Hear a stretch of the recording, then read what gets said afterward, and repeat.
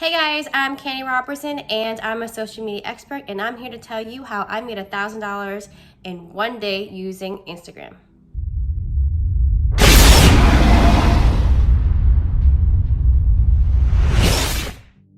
So the first thing I did is make sure my profile was optimized. And what I mean by that, and you hear this a lot from a lot of people that you probably looked at already before you even found me, is everyone says you gotta make sure your bio is optimized as well as your profile. What that means is you want to make sure your name is something that's easy to be found and doesn't have any hashtags, numbers, or dashes or underscores. You want to say something where it has your name and what you do, like if you are Candy Robertson and / social media expert. That way you're easy to be seen right away if other people are looking for people in your genre of career or whatever that you're doing.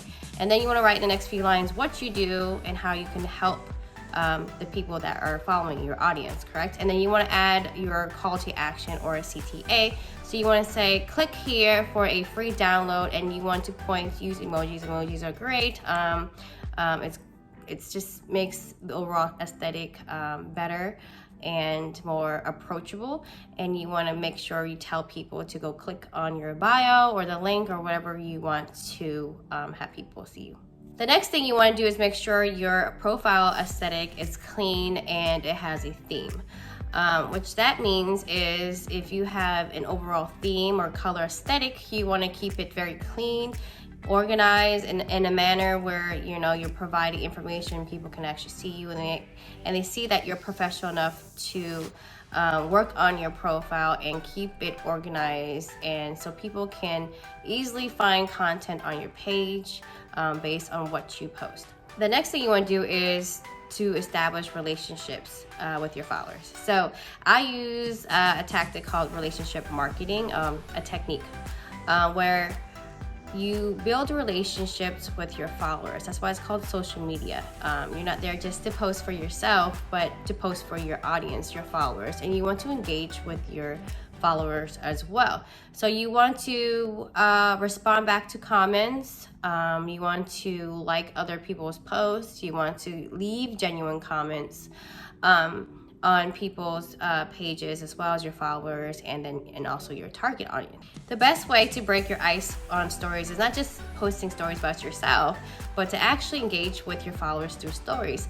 So how I build relationships with people who I've never met is I respond and reply to their stories and genuinely be like, wow, I really like your yoga outfit, or you look great in green. And these are genuine comments that I'm leaving because I want to establish a relationship with my follower. People tend to want to buy things from people they engaged with or have some type of conversation with. So the best way to sell is through stories.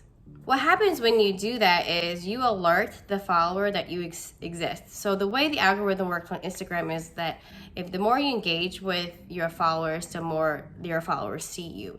And it's just like any type of marketing or advertising is that you have to be constantly in sight of your consumers. You need to be there constantly because they'll forget you, because there's so many people just like you, or so many products that you sell are very similar, and you always have to be in their face so you can remind them that you do exist, and that maybe the services that you offer or the products that you're selling can serve them as well.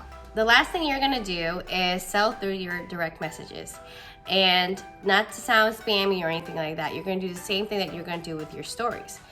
So if you're going to do a story post, you can also send it to the list of suggestions that Instagram provides for you when you get ready to send a post through a story. You can send the exact same post to the rest of the suggestions that it provide for you. You can also share it to people that you've engaged with through direct messages. So it doesn't sound spammy or anything like that. It's very informal, so people don't feel like they have to do something. They have to buy or they have to provide.